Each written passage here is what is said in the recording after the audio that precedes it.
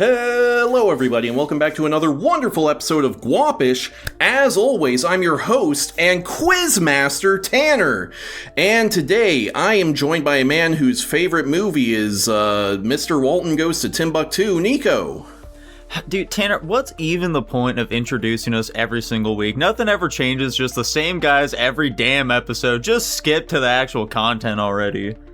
Dude, listen, sometimes we get new viewers, they gotta know who's talking. And speaking of who's talking, Dylan, you're also here.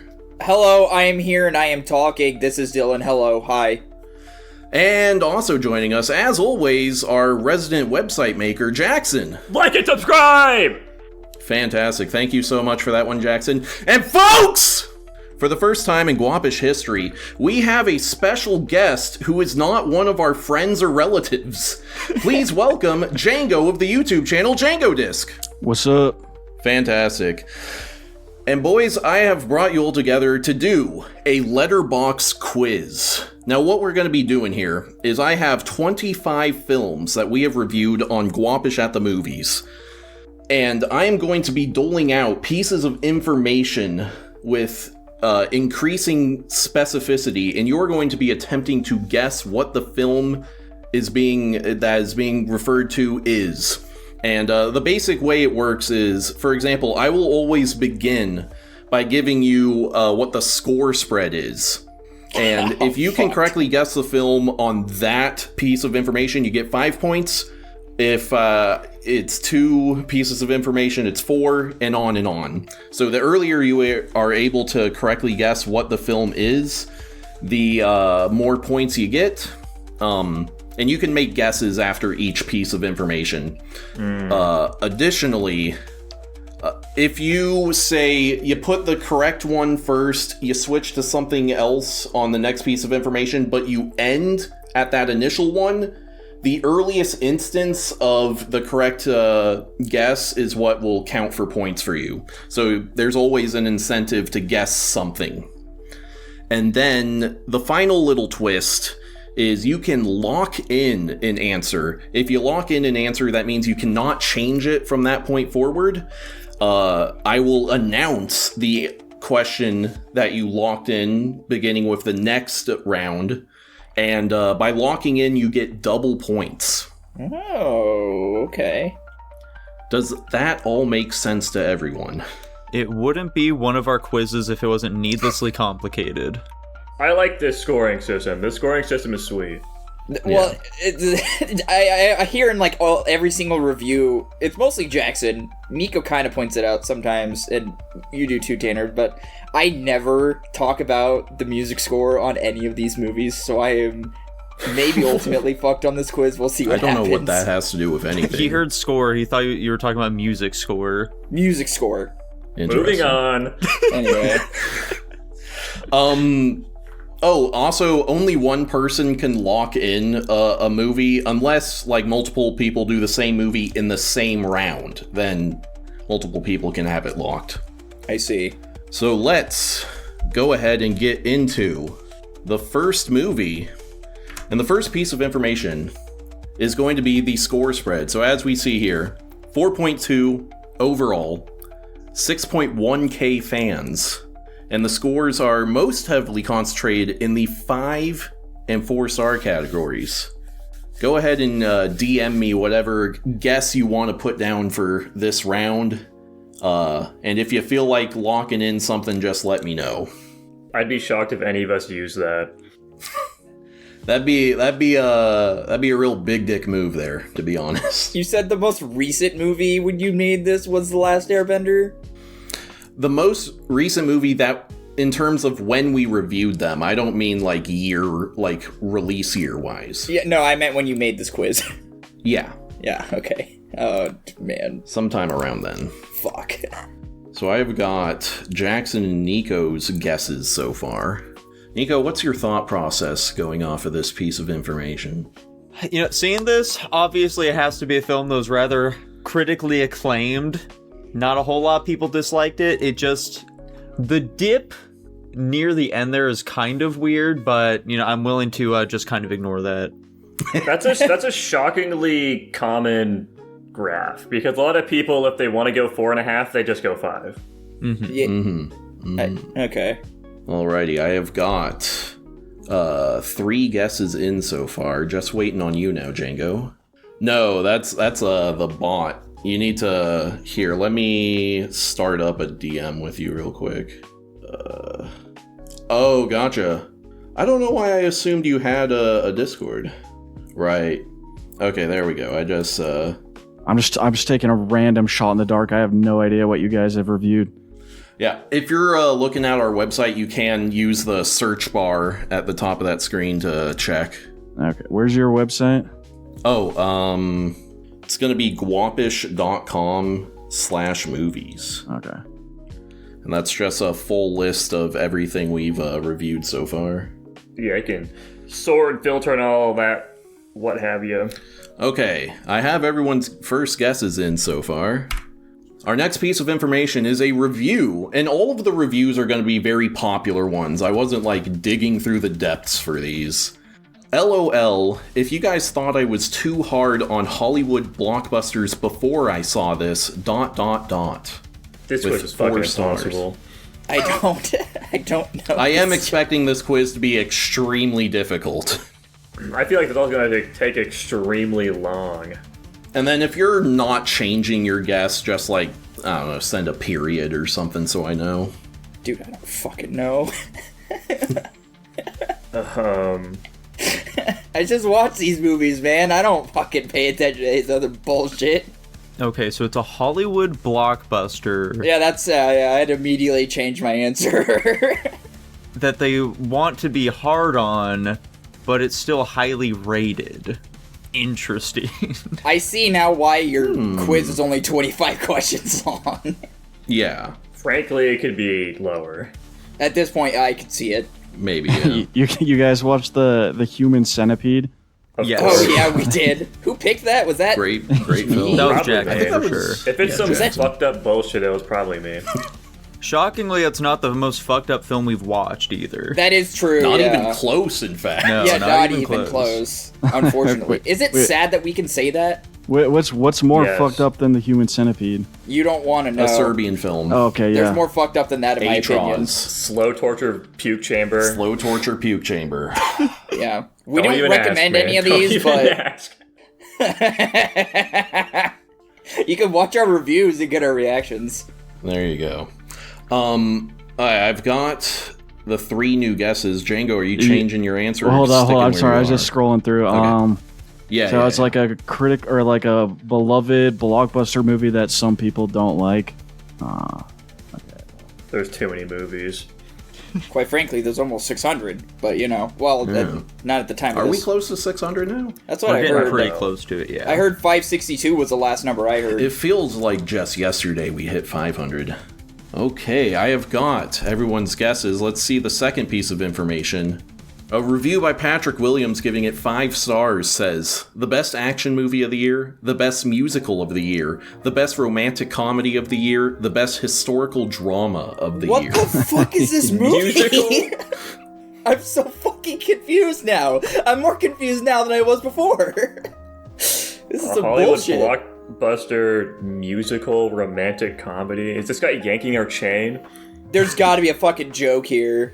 Did someone say it was a Hollywood blockbuster? It was in the previous. Yeah, the previous. It says. I mean, it's.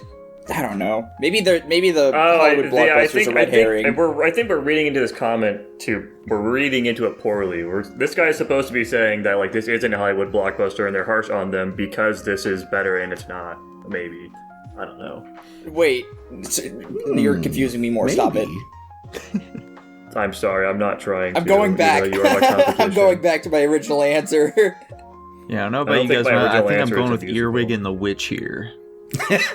I'm just like trying to even scroll through like musicals we've done. I'm really banking on this like actually being a musical, but I'm not confident about that.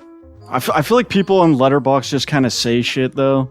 So it's like, you know what I mean? Where it's like, this is the Yeah. best musical of the year because it had like one scene with like someone playing guitar. That was my thinking. I would hope that Tanner wouldn't immediately first question throw some bullshit at us though. You don't know that. I think there is enough information here for at least some people to get it. You made the quiz, buddy. How many prompts are you giving us? 3 prompts? There are 5 pieces of information. For almost all of them, it's going to be the star distribution, 2 popular reviews, the tagline, and then the actual description of the film. Gotcha. I'm gonna be honest, okay. this quiz needs to be 10 questions long. We're like 10 minutes in. It's the first question. Well, I'm sure it'll get faster over time. Yeah. There we go. I got everyone's guesses for this one. Next piece of information. Rise, Roar, Revolt. The tagline of the film. Wait a second. Okay, now we're getting somewhere. There's no fucking way this movie has a 4.2. Oh shit, I forgot about You're that. saying that like you know the movie, Jackson. I do know the movie. What do you mean? I just guessed Joker 2, but there's no way that has a 4.2. What? I mean, sometimes Letterboxd is a bit contrarian. Yeah. They love it. It's a big counterpiece. Okay, there is everyone's guesses. Okay. Last piece of information here. Oh wait, can I lock in my previous one, by the way? I already put up the new piece of Damn information. it! Fuck you, Nico. Wait, what? A fictional history of 2 legendary revolutionaries journey away from home before they began fighting for their country in the 1920s. What the fuck? I will say this is a useless description of this film in my opinion. Oh, okay. This is there's nothing here. If you're Except looking for like at it the from 2 really far legendary away. guys, I guess. Other than that, it's like this doesn't convey any information about the movie. What's funny Yeah. is the beginning of that description did describe one of the movies I guessed, but then the end of it doesn't refer to it at all. So now Dylan, I'm do you more not know confused. this movie? No. Oh shit! And I then thought Nico, were if you making a want to bit. stick with your previous answer, just Yeah. put like a period or something. Here's the thing. I mean it quite literally when I say I just watched these movies. I don't care to indulge in any of this extra bullshit. I don't What, care what, to know what what extra? other people This is think. just the movie. This is I'm just talking about like the comments and all reading all this other shit. Well, yeah, I don't pay. I'm not on Letterboxd either here, Dylan. I don't know, man. I'm actually drawing a blank now. Fuck it, I'm just gonna go back to my original answer. Mm-hmm. Yeah, bro, I have no idea. I'm just guessing the most random shit.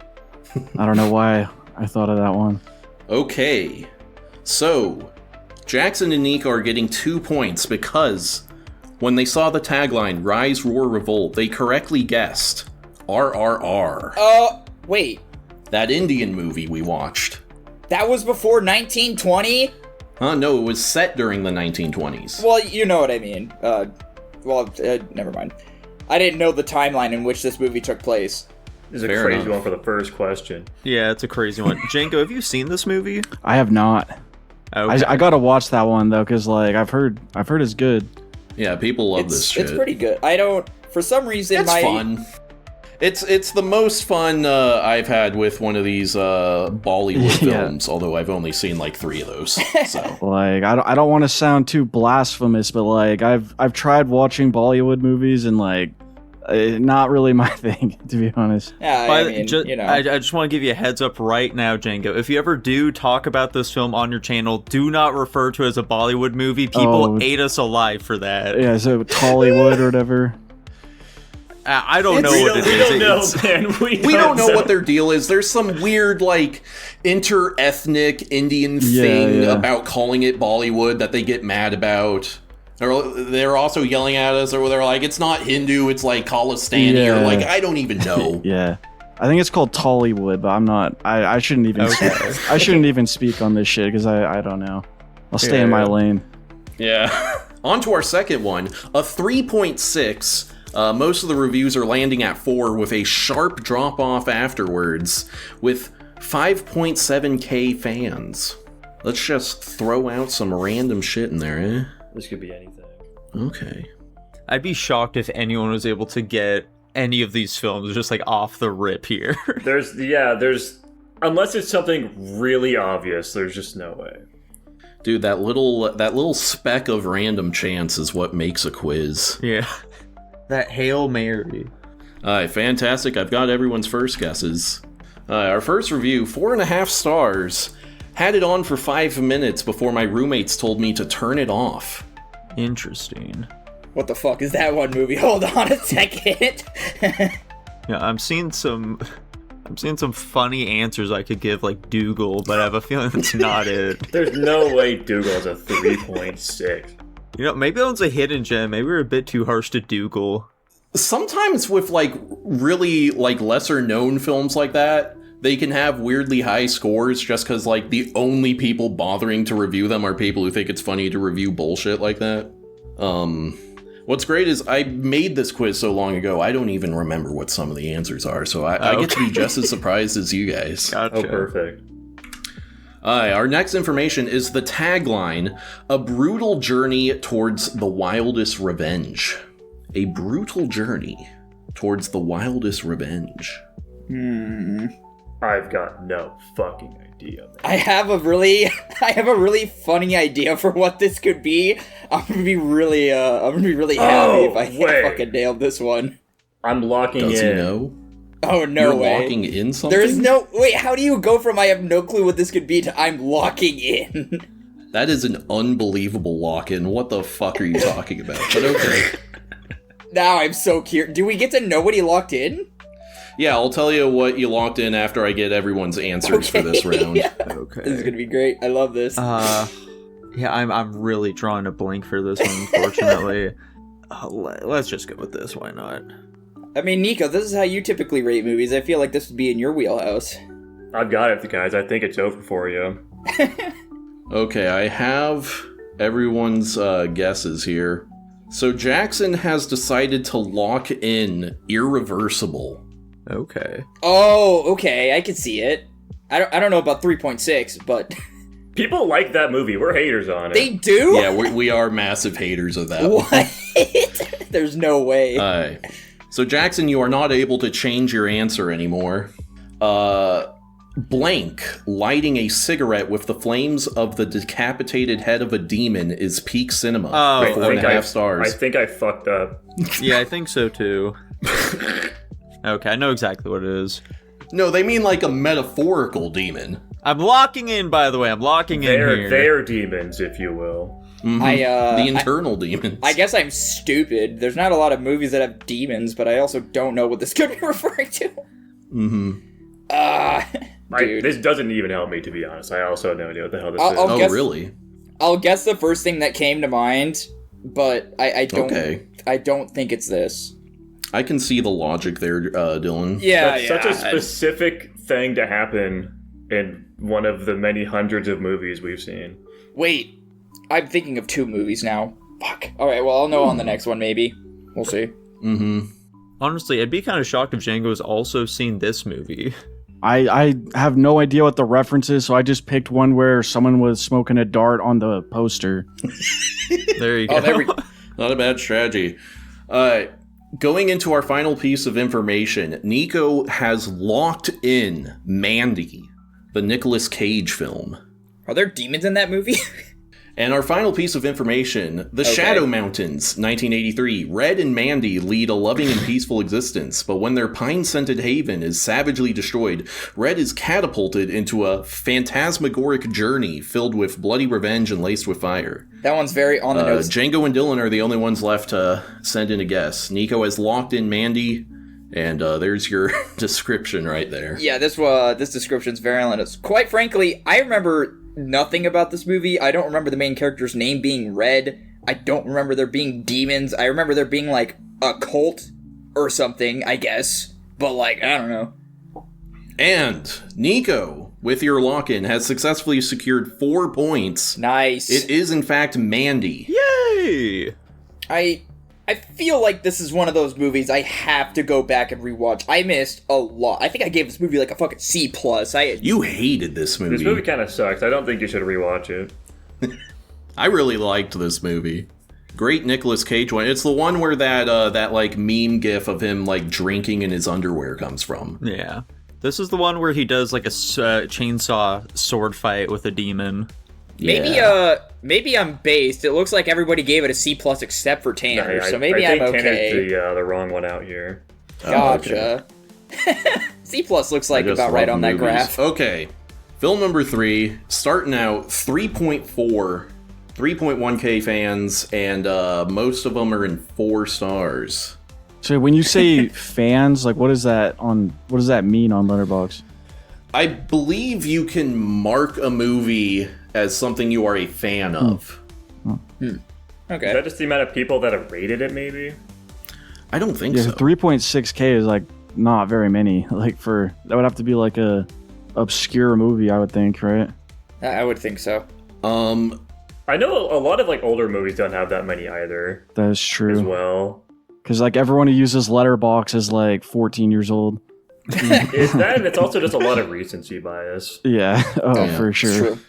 It can also be relatively low fans if, like it was a recently released film. True. Yeah. You can see it. I mean, I feel like the recently released films usually get like a lot of people because it's a bunch of people who are like, I want to be the first to get a comment on here and be like the top Yeah, review. dude. Yes. I don't hate that guess, to be honest, Jackson. Let's go. Damn, why can't he be Okay. talking about my guess that way? Huh. I think that's a solid guess from you as well, Django. Okay, second piece of information. From famous YouTube critic Shay Frillis, 4.5 stars.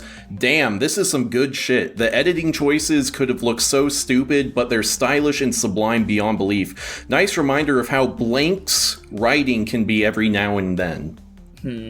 What? Interesting. What's funny about you blacking out the name of the person who wrote it is that I probably wouldn't have recognized it anyway. Yeah, it wouldn't have helped you, but... This doesn't change my answer. Oh, I guess I've got a feeling he's not talking about the movie I picked. I get nothing from this guess, so I have no reason to change my answer. Well, actually, that's not true. I could change it and then accidentally get a good, placement, but I've already fucked that up for myself. I'll just lock this one in. Why not? No, I'm sorry. I don't mean lock it. I'm I was not just like, locking in what I'm about to say. There's no way you're locking in on this amount of information. We have I was gonna nothing. say, he's he's- given us nothing. I'm not doing that. He's giving you a real gotcha here, Nico. He knew your lingo. Fantastic. I've got everyone's second round guesses. Third piece of information. 0.5 star. Terrible. Didn't even finish. Insanely boring. Terrible editing. The ending is probably the worst ending I've ever witnessed in a film. Wait, but they said they didn't finish it. Does that make any sense? Whatever. That is a good point. I don't know what to make of that. How does this possibly help us in any way?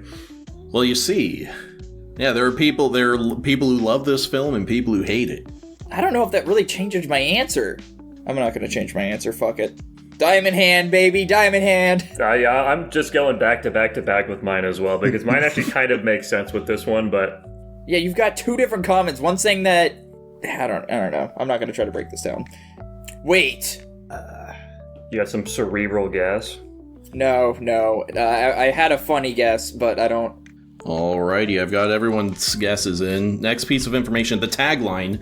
In blank, it began. In blank, it spread. In blank, it evolved. What? Oh, wait How specific are you gonna be with, like, if you get the movie title? You can't, guess a franchise. and No. I give it to Like, you. I'm gonna say a name. You'll see what I mean. How specific? Let me figure Yeah, this like, out. what do you mean we're Well, guessing the titles of yeah, the what- movies? Yeah, let's go with that, I guess. Yeah, this one's really stumping me right now. Yeah, I've got no idea. My guess is just total bullshit. Like, I have no idea. That's totally valid. I can see. We're all I think in the we're all same in the club. same boat for this movie. It's only the third damn one. Give us some I layup. if we need to make it a bit easier, I can maybe start giving some extra little hints up front or something. Alright. The Fuck! description of the film: 28 years since the rage virus escaped a Oh. biological weapons This is some laboratory. fucking bullshit. Motherfucker, dude. Now, still in a ruthlessly enforced quarantine, some have found ways to exist amidst the infected. One such group lives on a small island connected to the mainland by a single, heavily defended causeway. When one member departs on a mission into the dark heart of the mainland, he discovers secrets, wonders, and horrors that have mutated not only the infected, but other survivors as well. Dude, Tanner, My last answer was pretty damn close if you really think about it. Mm-hmm. My last answer was really damn close. Yeah. All right, I'm locking in. Well, guys, I'm not gonna let you lock in on the final one. To be honest. I was gonna say, does that work? That'd be kind of goofy. Guys, you all got 1 point on this one. Yeah, let's go. Yippee. For 28 years later. So fucking stupid. Wonder what gave it away. Yeah. You know, like the last hint is just the name of the movie in the description. Just out of curiosity, just because with the last one and this one, did you just think it, since it's the last point, you just wanted to give it to us as a freebie, or like? Yeah, it's like information that's increasingly helpful. Well, is now that you supposed to be the idea. Now that you mention it, though, when you said like the editing decisions were controversial, that was a good hint, because I remember that movie had like it would like splice in medieval battles during like a random scene, just to like. I can see why some people would be like, "Fuck that, dude." But like, I kind of liked it, to be honest. I liked that movie. I was a massive hater of Really? 28 years Yeah. later. I fucking despised the editing there. I can definitely see why, though, because it just felt kind of like, let's just do this shit because it's cool. I totally forgot that entire aspect of the movie, to be honest. Oh, yeah. Or like Also the did. bullet time, like the sort of kill cams Yeah, that they were doing. yeah. Bullet time, Yes. Call of Duty kill cams. Yeah, what the fuck, man? Yeah. That's brutal. Jackson's second to last guess was 28 days later. Fuck, man. Oh no. Damn. That's what I'm saying. Brutal. I got scammed. Next film. Do we want me to give a small hint to like point you guys in the right direction? Yes, please. Yeah. Sure. Okay. This is, in terms of release date, this was released... How recent do I want to go? This was released after 2010. Okay. Oh, Jesus. So, it is at 2.3 stars, 717 fans. It's a pretty even distribution, with most people settling at, what is that, 1.5 stars? Yeah.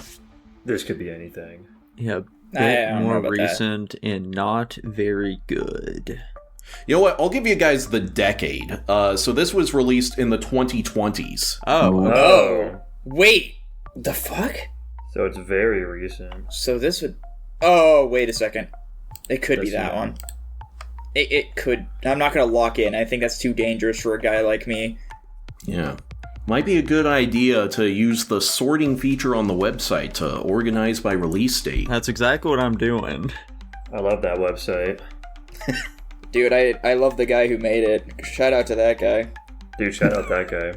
Yeah, that Shout guy's out. pretty nuts. Love that guy. Lots of good guesses here. Alright, fantastic. I've got everyone's guesses. Alright, first real piece of information.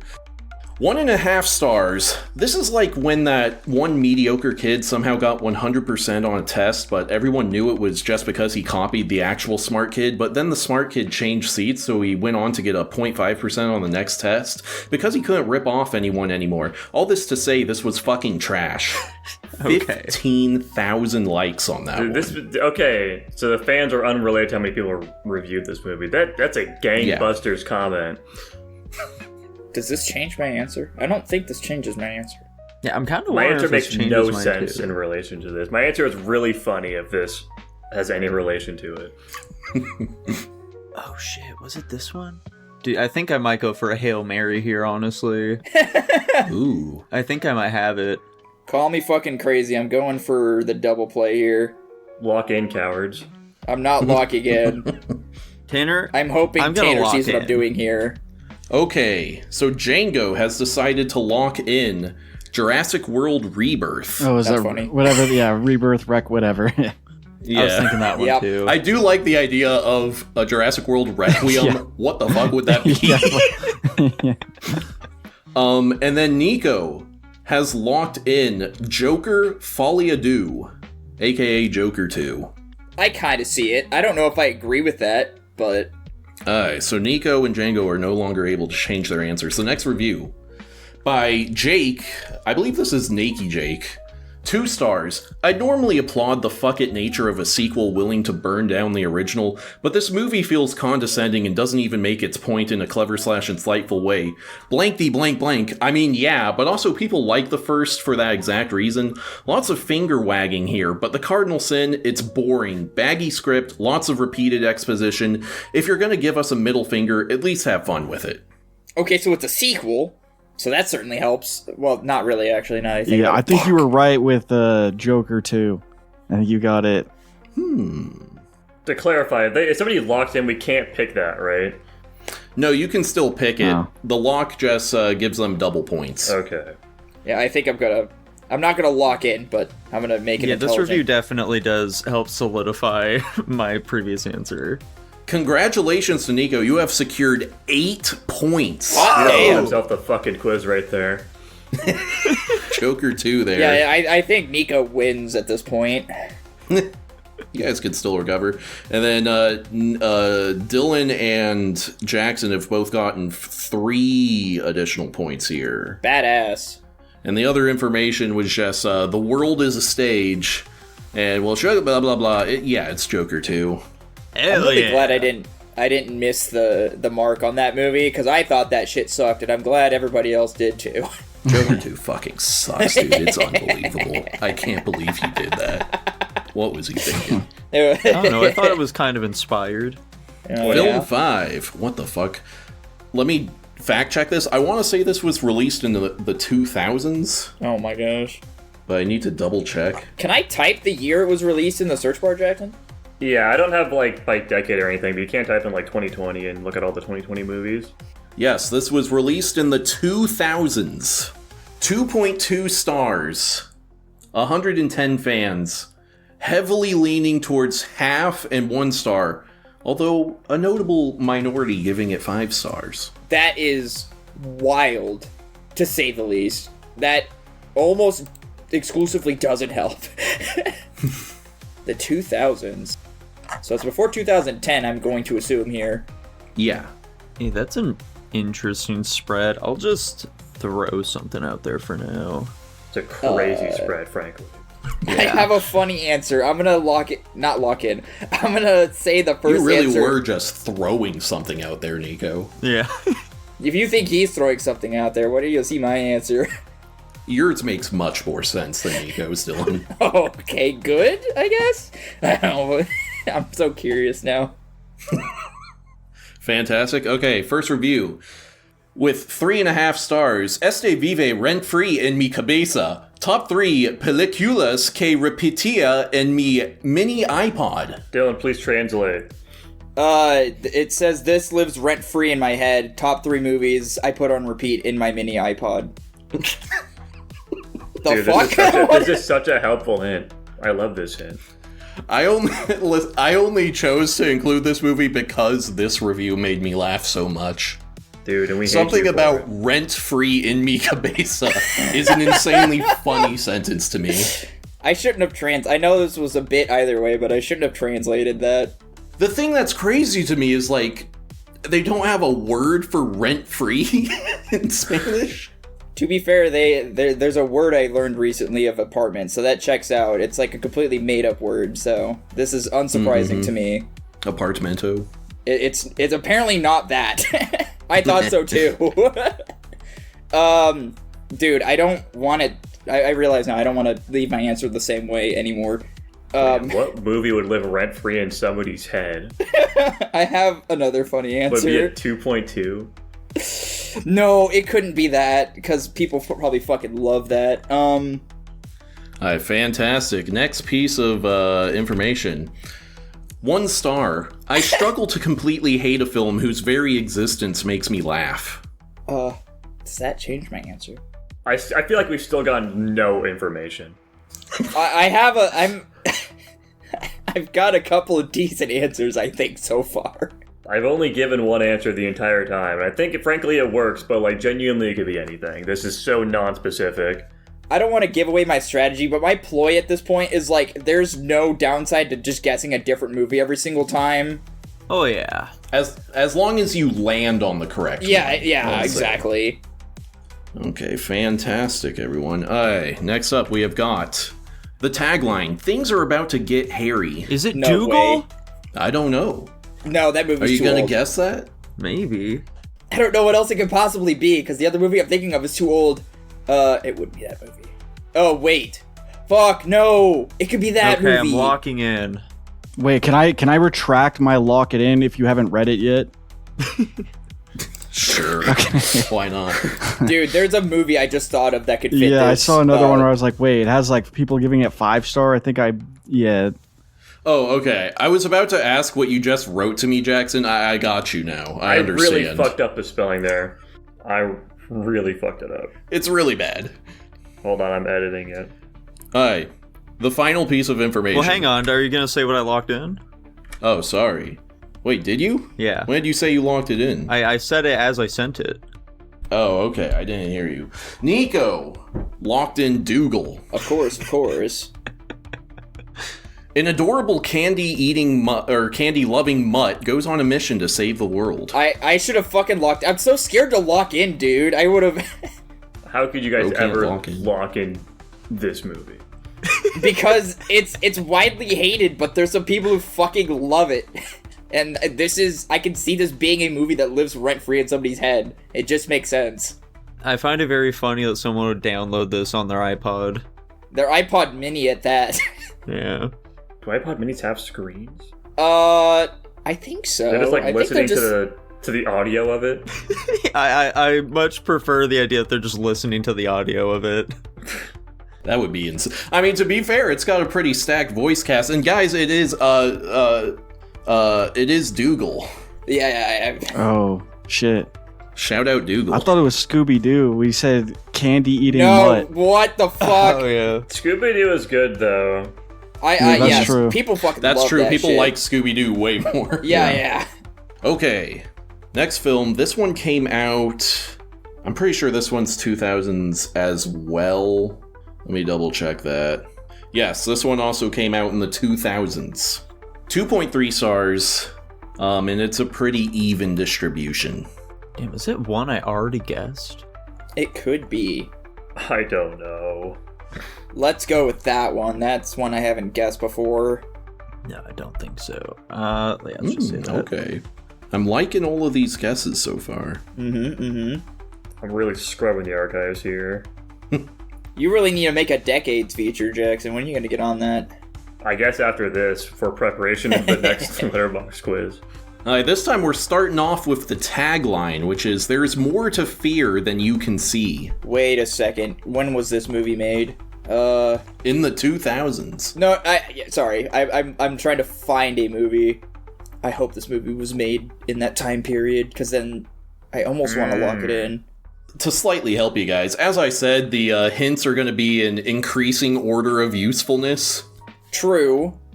Which is to say, this tagline is fucking worthless once you see what this movie is. What? Okay. Well, I think I just I'm glad nailed you it, frankly. said that at least, I guess, but Huh. That is a good guess, Jackson. I like that That's one. what I'm saying, dude. I don't like you telling me that's a good guess because that means I got it wrong probably, but let's go with that, I guess. I don't know. Okay. Alrighty. Next piece of information. Our first review, 2.5 stars. There was a little more implied cannibalism than I was anticipating. What the fuck? Okay, did so that it's mean? not the movie I just guessed. What? Fuck, man. Implied cannibalism? What the fuck does that even mean? what does it mean? Other than what it says. I have no idea. What movie did we watch that has implied cannibalism? This is a solid guess, if I were to say, That I is a guess. solid guess. I don't know. Oh, maybe. Thank you for that one, Django. That's very good. Dude, I'm floundering over here. I don't know. What could it be? Pick Dougal again. What Yeah, I I'll go need to do- do is Nico and Jackson are pretty centralized, it seems, when it comes to average movie ratings of the general public. So if I go by their rankings and then cross-reference it with Yeah, the we are the Letterboxd Letterboxd average. Yeah, then I have a much easier, because I'm going based off what I think movies are, and I shouldn't do that because I'm much more Yeah, not to positive on insult you or movies. nothing. That's a bad move. I know it is. I'm acknowledging that now. Alright, I just have to go with something. Let's just say this. Why not? You got this, Nico. I believe in you. Alrighty, I have got everyone's guesses in. Next review. In quotes, "I told you not to watch the sequel." Me saying to myself as I am preparing to watch the third one. 2 stars. Hold on. So, what? That makes less sense now. I am confused. All of my answers are invalidated, I think. Yeah, none of my answers matter anymore at this point. So it's a sequel in a trilogy. That hasn't played. A trilogy and or more. 3 and or more. Wait, when was that second one? Hold on. Hang on, there's no waits this one, is it? I want to say that too. I have to see what year it was. What was it called? No fucking idea. What was the sequel called? Fuck. God, this would really help if I remember the name of the fucking sequel. Where is it? Is it too new? I don't know. That's very good, Jackson. Thank I'll you. just throw this one out.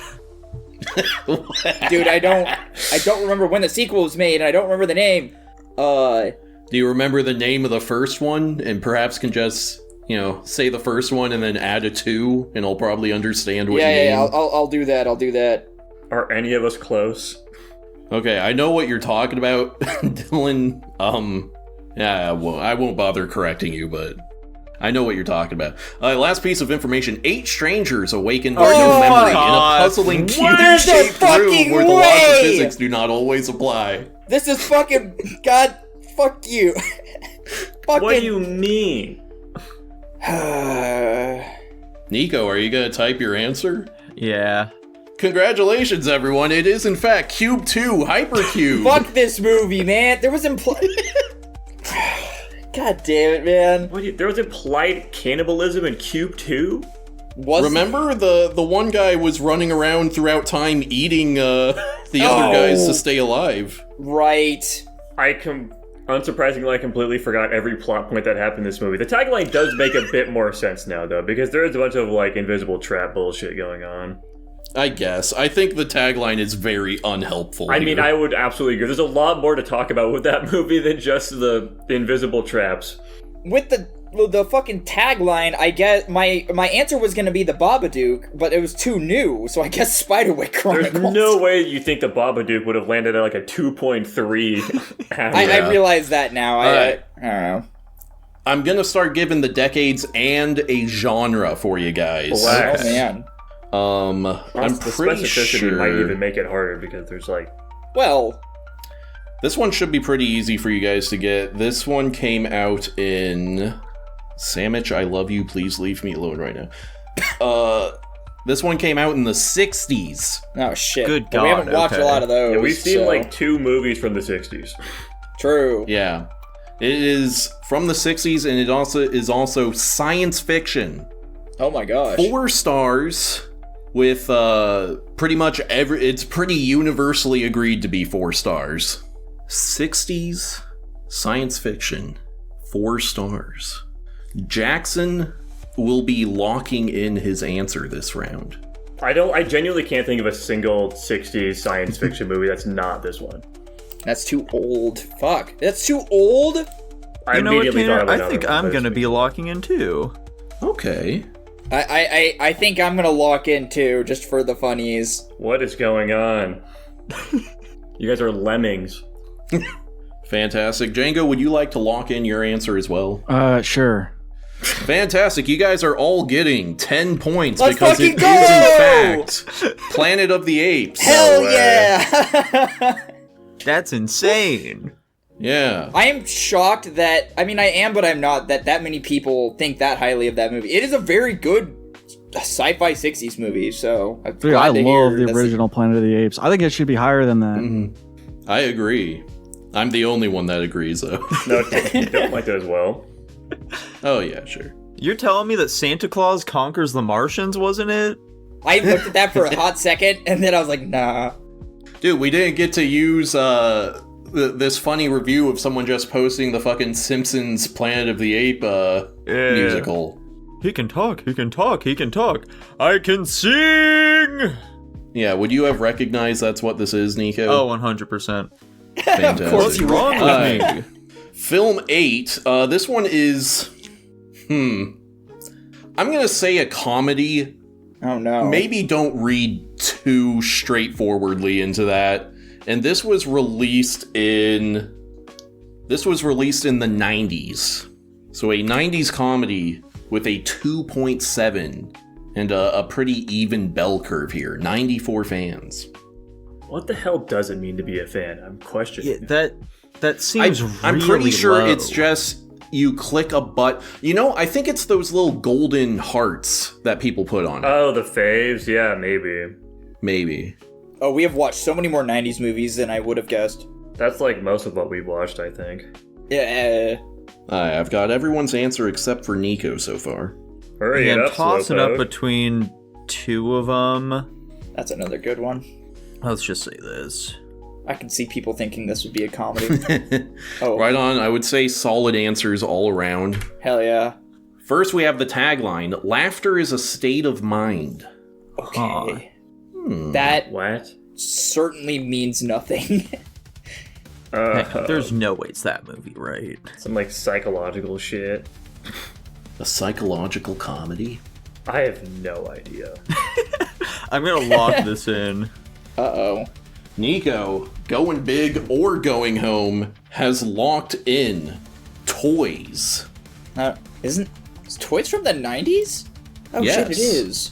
Our next hint, with 2 stars, the main sin is that it isn't weird or demented enough for a brief moment it shows signs of being subliminally strange. It's as if a bunch of studio suits tried to groupthink odd and creative, and this was all they could muster. Oh. Is that Keith David? I don't think so, mostly because Keith David is black. Oh. Yeah. Maybe that's just a profile picture of a guy you think is cool. You know what, you're right, Jackson. Aye.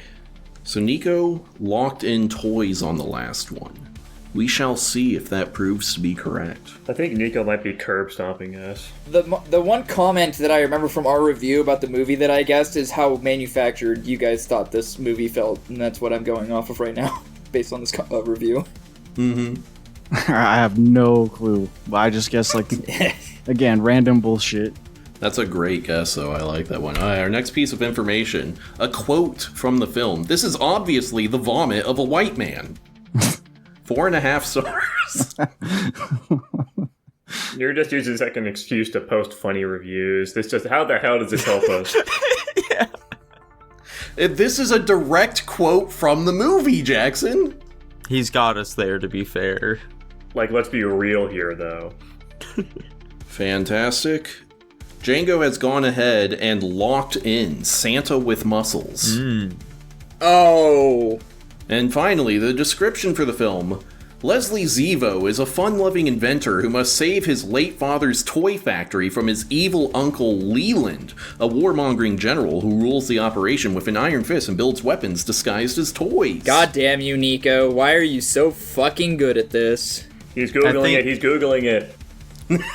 I don't know how you possibly Google this.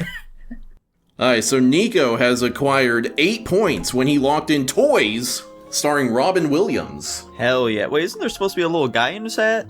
No. No, that's the poster. I'm looking at the poster on the website, though, and there's a little guy on his hat. Yeah, it's an infinitely reflecting mirror. Oh. I don't know then. This is the one I grabbed. All right, I think I'm gonna do one more, and then I'm gonna go see if Panama can beat England. Alright, Fantastic. sounds good. good to me. Holy cow. So Dylan got 3 points there. Hell yeah. And Jackson, I believe, also got 23? 23? Yes. No, I mean 3. But Okay. Nico's actually destroying us. Alright, so you want to make this the final round here, Tanner? Do we want to make this the final round? You know what, this is going on pretty long. Okay, let me do one that I can confidently say Django has definitely seen. That would be helpful. We'll just skip to the very last one here. Let me pull that up without you guys seeing.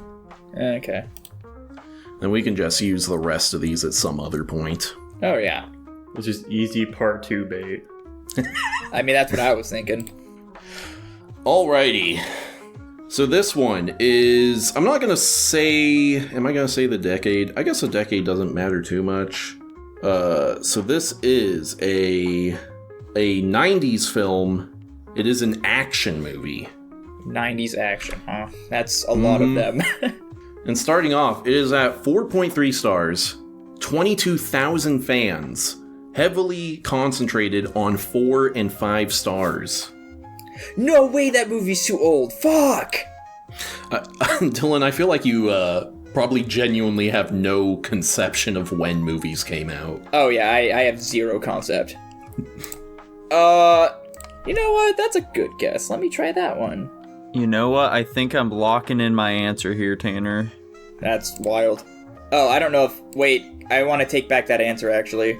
I want to take back that answer. No, you can't take back your answer. You already answered, silly. Aw. Nico, do you really want to lock that Yeah. one in? Okay. Nico is locking in Free Willy. He's sandbagging? Is that an action movie? I would be down to watch an action movie involving an orca, though. Like that, actually, like someone should make that. That's true. Dude, Deep Blue? Blackfish Or definitely whatever the hell isn't the name of that movie is. an action Yeah. movie. Just great whites versus orcas or some shit. Yeah, there we go. Alright, we have a 5-star review from Shay Frillis.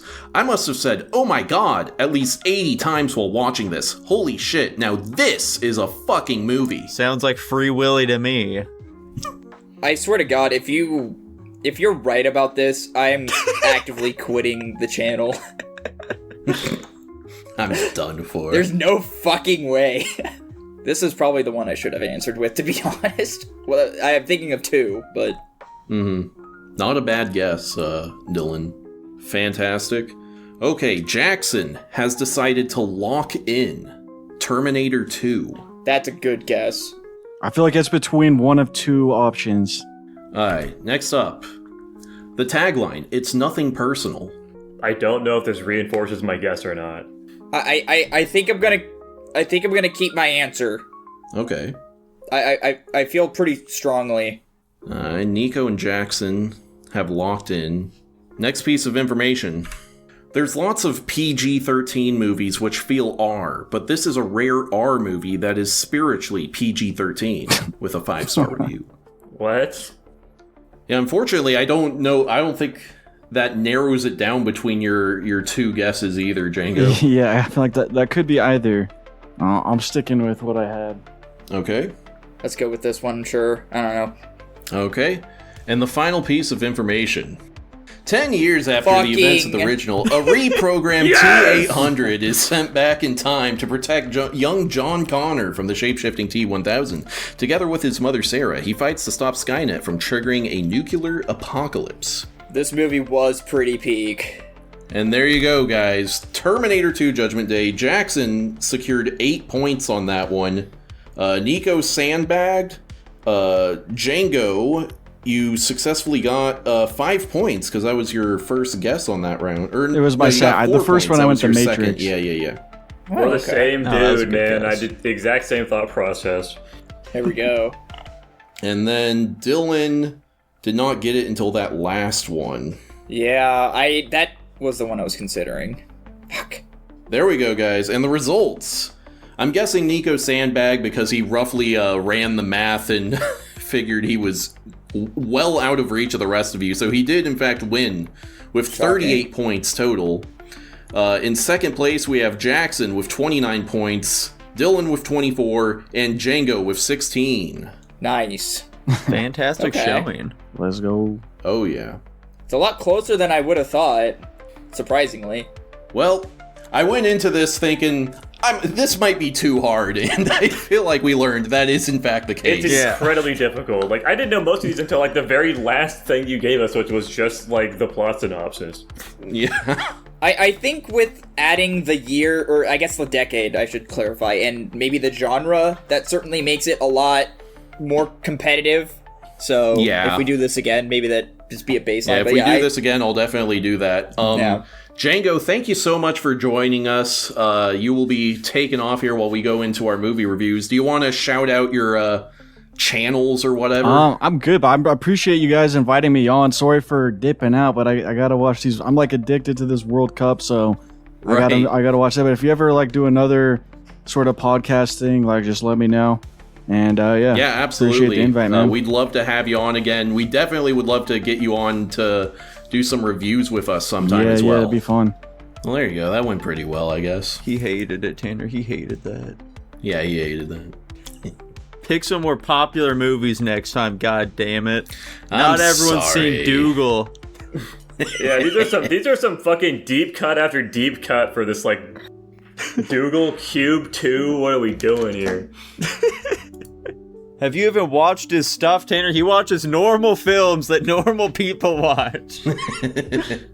Speaking of movies, I can't wait for us to talk about more movies over on Guapish at the Movies. Guapish at the Movies?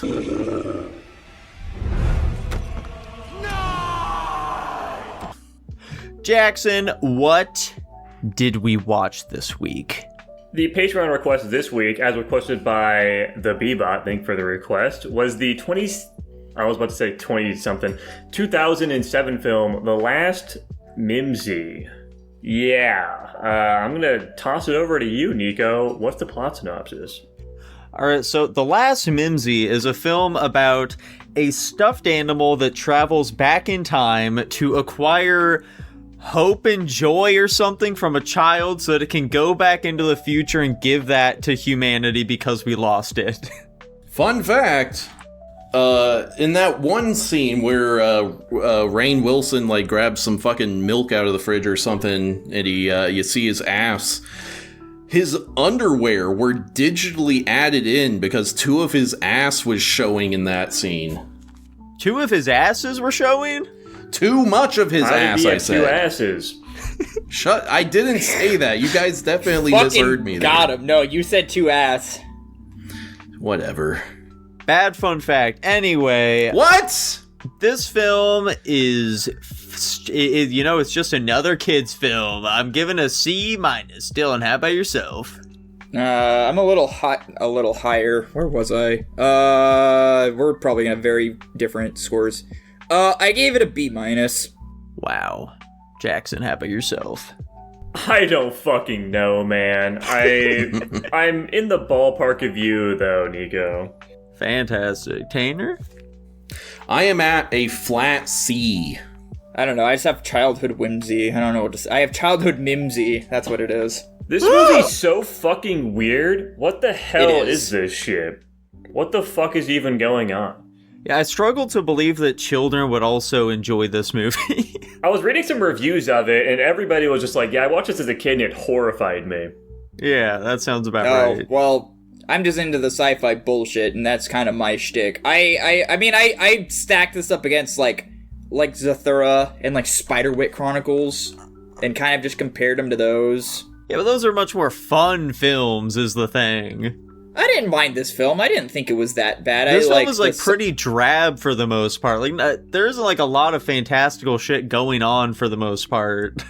Dude, Dwight Schrute was in this movie, though. That's pretty cool, right? He was getting it on with that one lady. Actor. Yeah, the whatever. I don't know. I felt like this movie was pretty straightforward. I don't know. It made sense to me. I don't know about the joy and happiness. I think it was like they needed some kind of... I don't know. I guess I can't explain this one rationally to you guys, but I thought it was fun, though. It's like... It is a little weird that they're just like, yeah, what if we, like, made these kids, like, basically aliens with, like, super human intelligence and, like, extraterrestrial powers?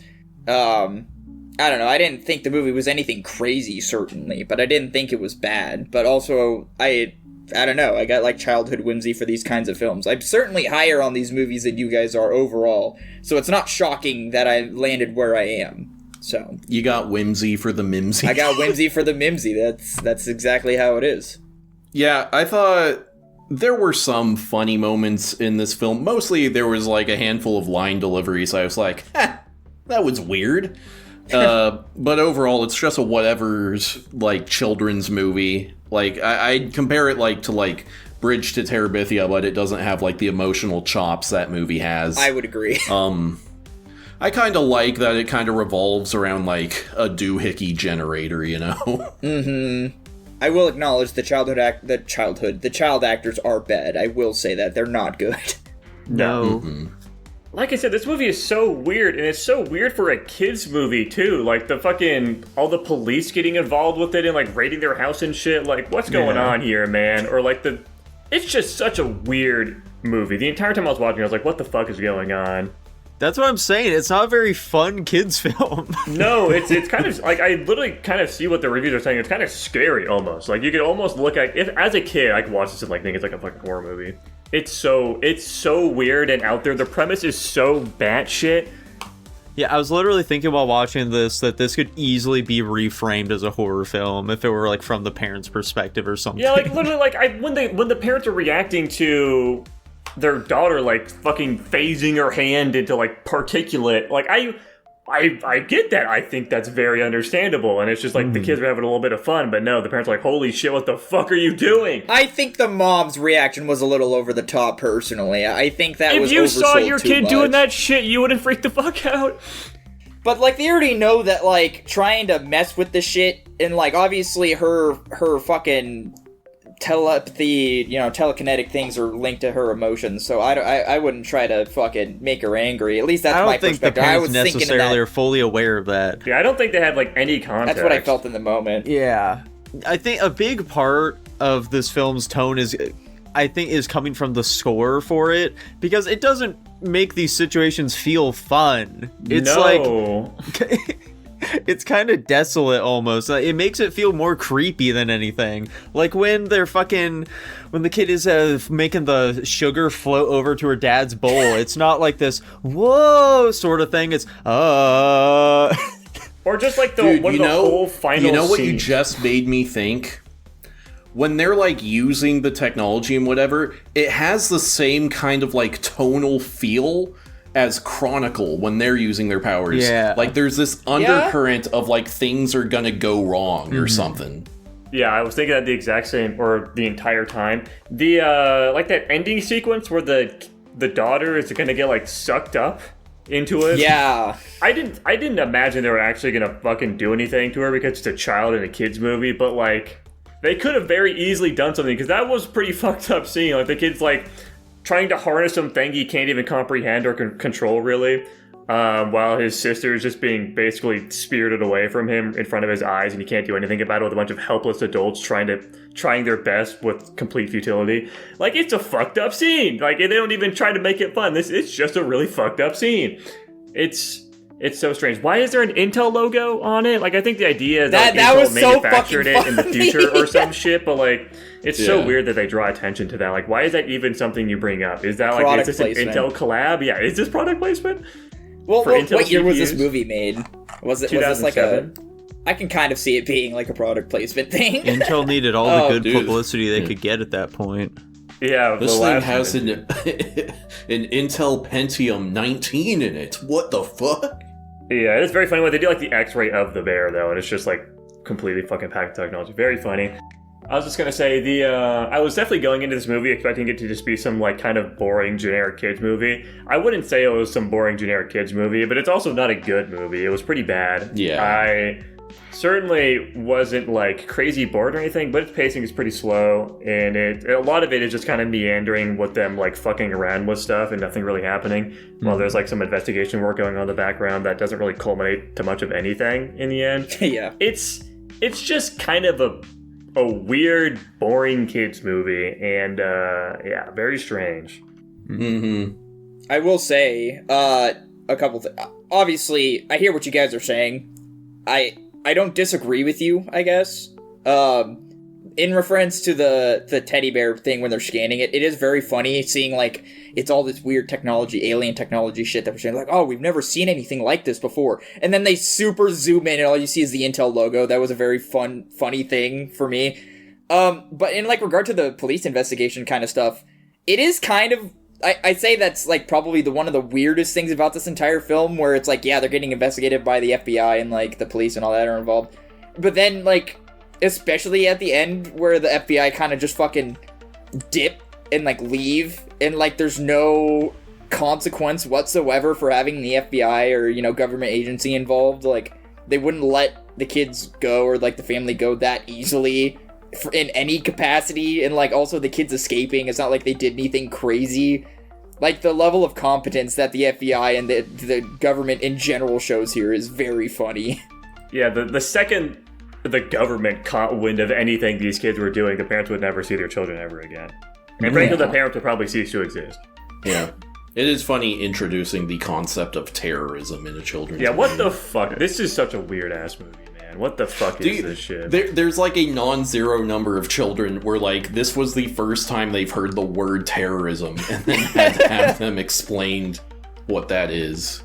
The other thing about this movie, too, and I might be crazy, is, like, I don't think the CGI in this movie is that bad. Like, I think they made it blend pretty well with the movie. Like, I didn't look at what they were doing with the effects and be like, oh, that looks pretty... There was, like, the one moment where the kid's, like, looking at the weird glass tablet whatever thing where it wasn't quite syncing with his movements quite right. Other than that, though, I thought that the CGI in this movie for 2007 looked pretty good. I wouldn't fully... it certainly doesn't look like great or anything, but it's not a bad-looking movie. It didn't, like, stand out in a bad way like fucking another movie we watched this week. Yeah, I would, yeah. I had to look at what we watched. I'd agree. What year was that movie, actually? 2001. Oh, well. I've got nothing else to say about the last Mimsy weird-ass movie. I kind of like that I watched it, though. I like having this one under my belt. Am I wrong? I almost name dropped. I don't know if it doesn't. Do people know who the Patreon is by name? Does it matter if I say his actual name? He's a guest on the show, and we call him by his actual name. Yeah, Blake. Yeah. Is it weird that this doesn't feel like a Blake pick compared to like the other movies? It kind of feels like a Blake pick. Do you think so? He specifically told me, because I questioned him about this one. I was like, why the fuck don't you pick good movies, dude? What the fuck's wrong with you? He specifically said that he picked this as a troll pick, and it was just something he remembers watching as a kid. Okay. I can see that being like a Kid Blake thing. Like, I'm thinking of like I don't remember the other movies. Pick like The Big Lebowski. Kid Blake. Yeah. Surf's Up. Yeah, shit like that. Yeah, those seem like more Blake picks. The last Mimsy seems a little out there, even for him. I love Blake picks. They're so fun. They're very fun. I like them. I mean, you know, even in Blake picks, this is still a very interesting movie, like I said. Right, yeah. I don't hate the fact that I watched it like a lot of other... I'm still going to rate this very poorly, but like it's still... I don't hate the fact that I watched this movie, because it is just so strange and out there. Like, what the fuck was that... What the hell is that other... A Wrinkle in Time? It kind of reminds me of that a little bit. Like, it's just a really weird-ass, like, sci-fi kids movie that's, like, more strange than it is, like, interesting. Mm-hmm. You guys should read A Wrinkle in Time at Guapish at the library. I think you guys would enjoy it much more than the movie. I'm so fucking good. Oh. Fair. It's a short read. Rankings. B-. I'm not changing. I didn't hate the movie. I thought it was... I liked the movie, quite frankly. I'll stick with my C. I'm going with my C-. I'm still kind of I'm going to say C- tentative. I don't think this is like D tier, but it's definitely not a great movie. I could see myself lowering it, though, with more contemplation, but I'll probably never give it more contemplation. Anyways, it lands at a flat C overall. Wow. I love these childhood movies, man. And speaking of flat C's, we have Dylan's pick this week, which was the 2001 film The Mummy Returns.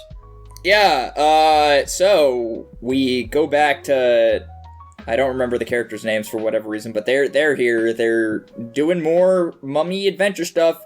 The main antagonist from the first movie gets all of his powers back to fight the Scorpion King. So they all go to this pyramid in the middle of wherever to fight the Scorpion King. So his army of Anubis doesn't take over the world, and he fails in taking over the world. Tanner, what's your fun fact? Fun fact. So the composer for the first The Mummy was not invited back to this film because during a concert where he was asked to play some of the music from the first film, he referred to the first movie as a piece of shit, and the director just so happened to be in the audience. Oh, so they fired his ass. That's unbelievably based of him. Yeah, good fun fact. I don't even... What did we rate the first movie's good, I think. You need to learn how to read sarcasm someday, Dylan. I'm begging you. Dude, I don't know what part of that was sarcasm. Anyway, Dylan, what'd you give this one? B. Flat B. Wow. Tanner, how about yourself? Shockingly reasonable. I'm in between a B- and a C+. Wow. Jackson? That's fair. Currently, I'm at a flat C. Checks out. Interesting. I am at C- for it. There we go. We're all in a line, basically. To clarify, I thought this movie was relatively fine for the first, like, 2/3 of it. I'm not a particular fan of the last third of the movie when things kind of deteriorate into chaos and the CGI gets horrifically bad.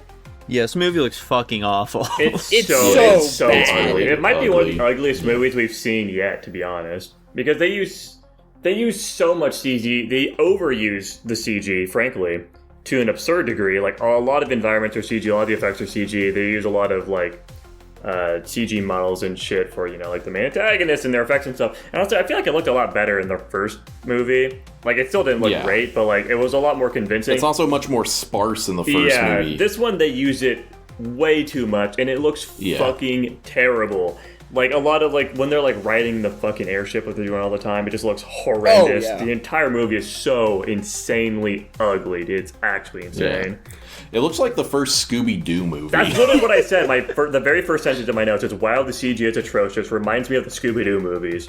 That's so funny. That's awesome. My overall thoughts, it's fine. It's like a whatever movie. It has none of the sauce that the OG one had. No. Like, it doesn't have any of the fun action or like the grand scale of some of the battles and stuff, or like even like the charm of our main characters in the first one. It's just not quite there as much. There's way fewer and less interesting characters. It's just like nothing that made me absolutely love the first one really is back here, and they instead replace it with like a really bad CGI big monster and like weird monkey creatures. That was honestly the antithesis of my point as well. Not the antithesis, sorry.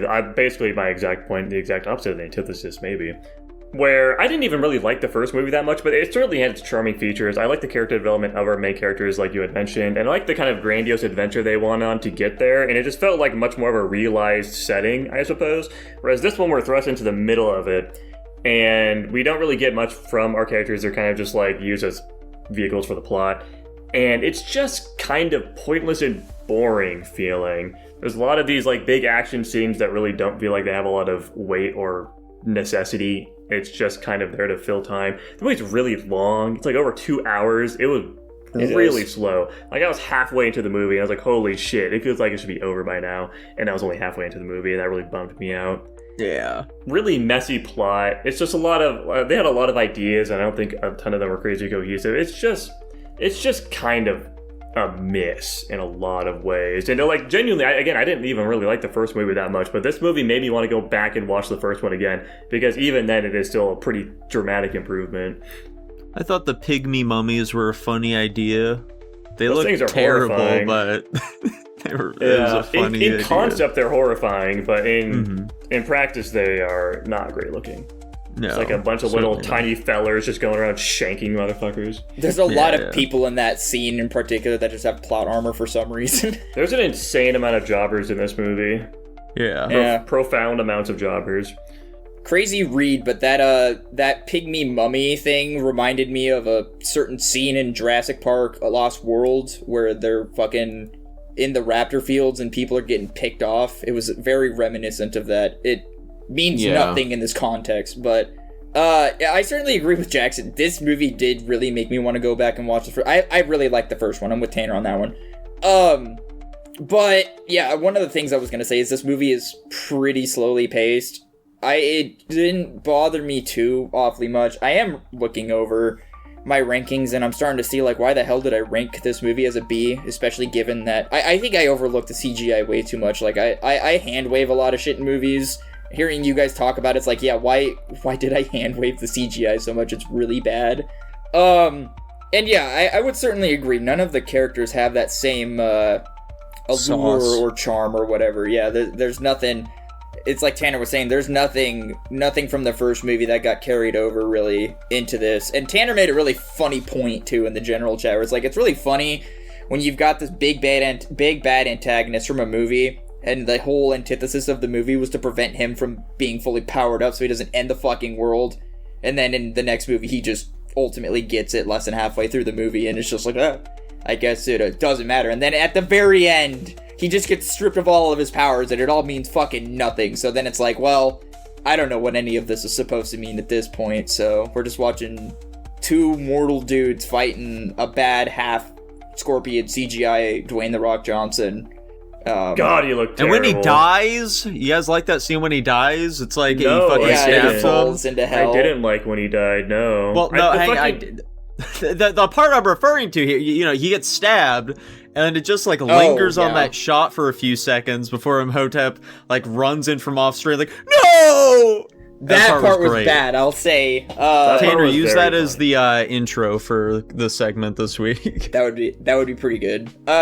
I will say the unceremonious death of what's her nuts.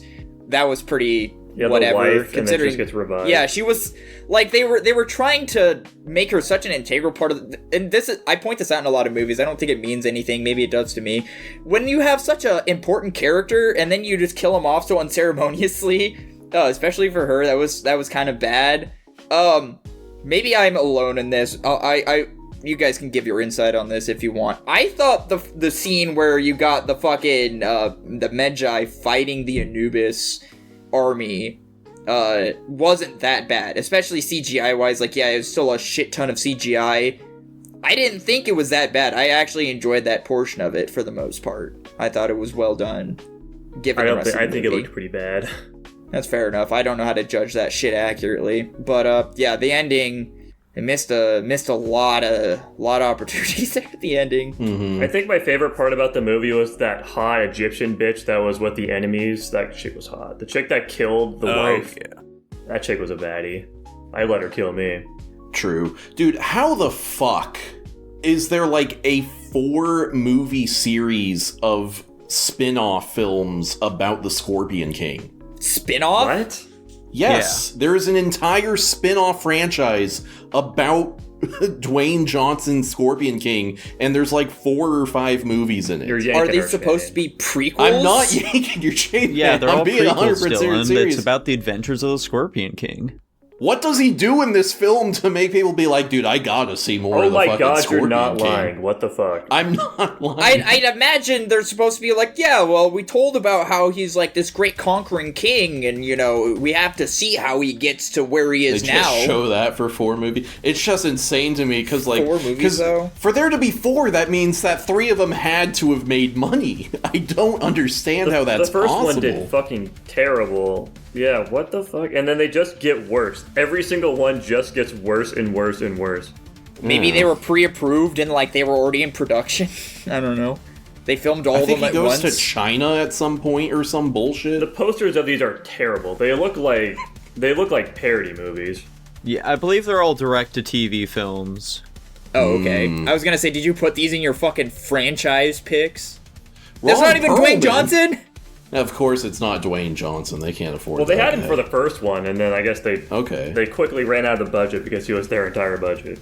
I'm trying to Yeah, figure out Battle for Redemption. who that guy in the top left reminds me of. I don't know. Well, who you know, you're- he was probably a lot cheaper back in those days. Like, this was the first film he was True. in, They so... they don't buy and sell them anymore, man. What are you talking about?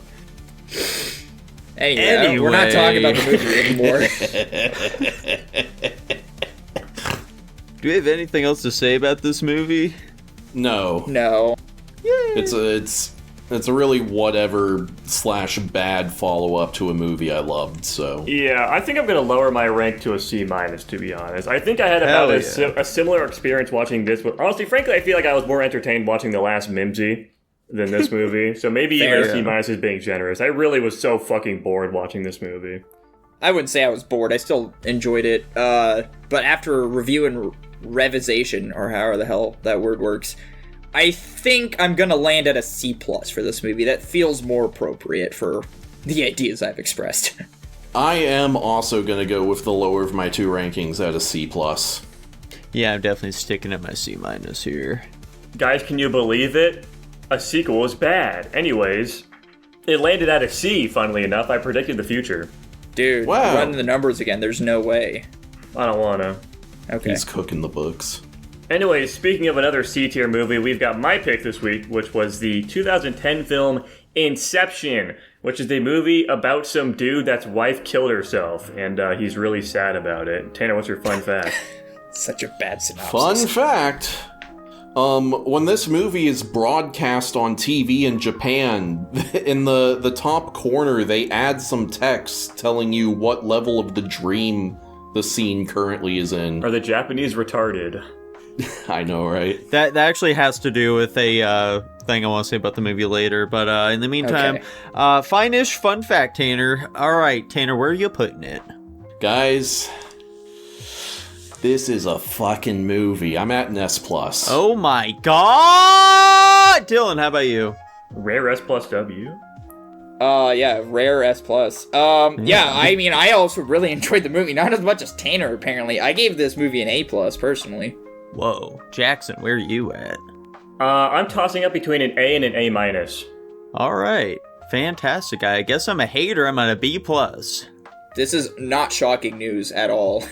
So Tanner, why'd you like this movie? Let's Yeah, build why'd up you and like then this tear it stupid down. piece of shit movie that wasn't good at all? Shut up, Nico. You're a hater. Jesus Christ, Nico. I mean, yeah, my big thing is, like, this is filmmaking operating on the highest level possible in basically every regard. It has, great acting, a great score, a great script, great action. Great it's just idea. like everything is done so fucking well that it all comes together to make, in my opinion, a perfect movie. It has surprisingly good emotional chops alongside that action, and it's, like, surprisingly smart and, philosophical, I guess. It has interesting ideas. It does everything so well that it puts it into that S+ tier for me. And something I really enjoy watching this movie is, I think there's this interesting, I'm gonna say tension, I don't know if that's the exact word I would use, but there's this interesting tension between it being kind of like, it's like a spy action thriller, while also being this much more like emotional, heady, psychological film, and I think it balances those two sort of disparate vibes very well. Alright, Nico, why'd you fucking hate this movie? Okay, so I do agree with Tanner. The score, fantastic stuff. It does have some really cool effects, really cool imagery shown throughout this. It's just a shame most of that imagery is really only at, like, the start of the movie when Leo's, like, first teaching the architect girl, and then he's like, all right, look, we don't have enough money in the budget to, like, keep doing that the whole movie. So, that sucked. But, the hallway scene, that was cool too.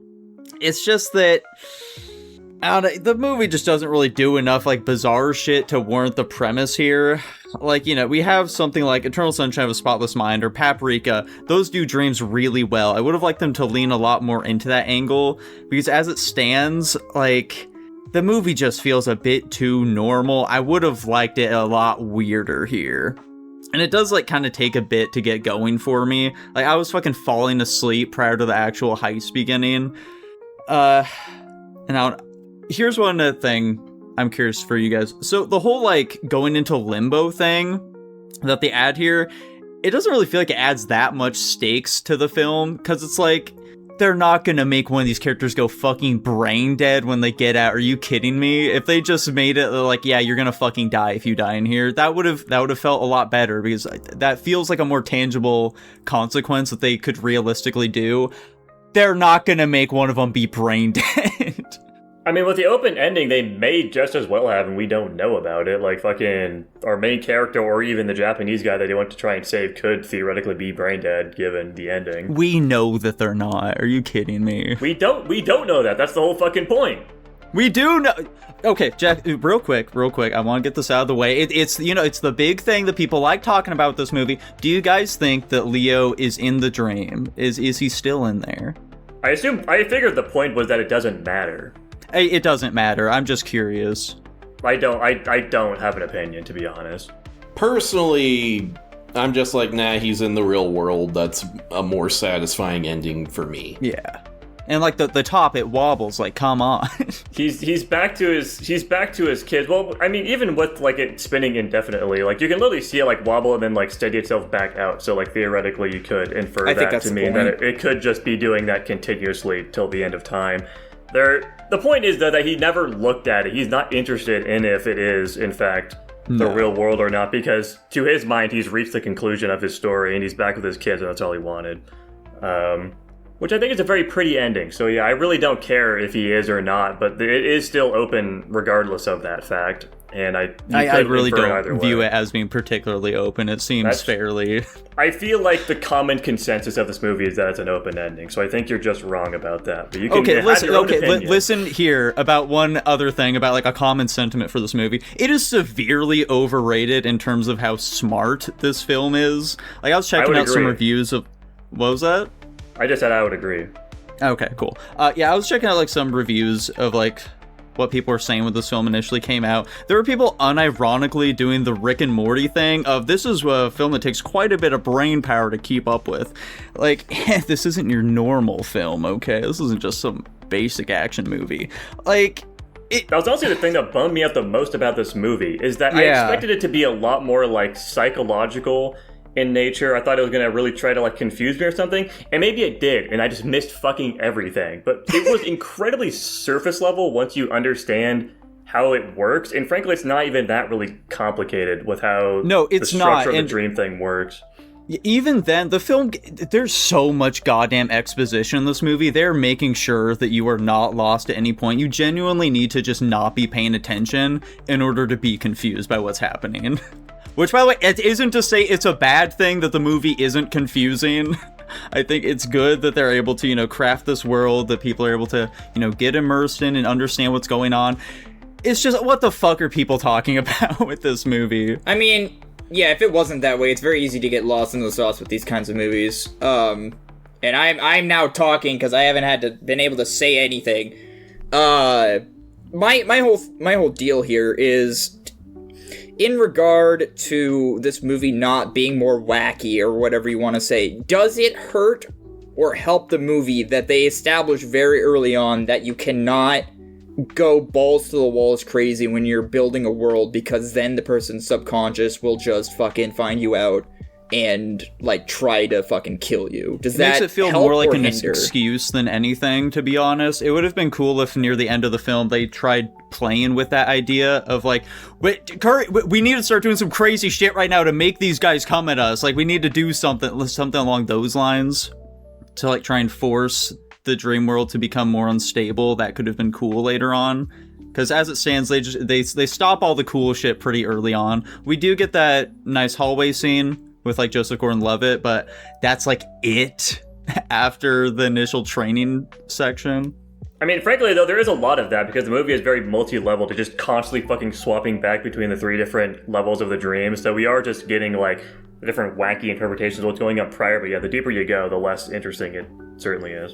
Yeah, and I will say, I guess, in my mind, how that could work out in favor of our characters if they just wanted to ignore that rule is like, the architect is still in control of, like, what's happening in the dreams. So, like, if they really wanted to, they could, in my mind, they could just construct walls and, like, do that kind of shit to try and throw off the subconscious projections. The one thing that I didn't mind it, but it was probably a little much, is when they're constantly flashing between the three. Like, I'm fine if we just stay in the deepest part of the dream, but when they keep flashing back to, like, we're in the van, we're falling in slow motion, and, like, oh, that's why there's no gravity, and, like, everything's shifting. I think we get the idea with that. I don't think... this might go to, like, Nico's point, where it's like, I don't need to constantly be going back to the van, seeing what's happening. I know the van's falling. I know there's shit going on. I don't need to see that's what's happening. I can infer from what's happening in the deeper part of the dream that shit's happening in the other person's mind. I'll agree with the emotional beats. I told Jackson this, so I was like, yeah, I was not... I mean, raise your hand if this movie made you cry. I will say, this movie did get me at the very end. Was not expecting that, which I think was really nice. The only other thing about it, too, is with the whole limbo thing that Nico was getting at, they did, like, entering the dream, they're like, oh yeah, if we go into limbo, we're fucked. And then they circumvent that, and they're just like, oh yeah, well, let's go into limbo and grab him, because we can just do that. And I'm like, well, then why would they try to make limbo? No problems with it. So, but if I was to play devil's advocate here and, like, cop out this movie, my only saving grace here is, like, okay, our main character, Leonardo DiCaprio, was like, okay, well, he's had a lot of experience. He's been there before. His, like, world that he built with his wife was in limbo or something. So it would make sense that he's the only one that could do that. And I don't know how I feel about that being a cop-out. but it's the only logical conclusion I can come to as to why they were just able to go to limbo and come back out. Him being like the ultimate mastermind of this whole concept and everything. I think it fits with the movie. I don't think it's a bad thing. I still enjoyed all the action sequences. I think this movie is like the CGI and like everything with the city like, you know, folding and like doing all these crazy wacky things. I very much enjoyed it. I liked just defying physics when it was necessary, and, you know, a fairly well acted movie, all those kinds of things that everybody's already said. It's just a very easy to watch, enjoyable movie. I think at one point I was probably an S-. I can't remember what brought me down to A+. I'm trying to remember. I honestly cannot. But yeah, I mean, I don't find a lot of fault in this movie. I think it's genuinely a very good movie. Let me spit some game real quick. I guess, or you want to speak up, Tanner? I'll be real quick. One thing I'm going to, like, not totally disagree, but like kind of twist from Nico is I do think people oversell not how smart this movie is, but how complicated it is. But I think it is pretty smart in the ideas it plays with, both in terms of dreams, memory, time, ideas, especially, I would say. But I do agree, people oversell how complicated it is to keep track of, like, the plot of this movie. It's not hard. No, the plot is, frankly, incredibly simple. Like what Nico said, where they just basically are telling you everything that's happening constantly. So, like, if you're just not paying attention if you didn't get it.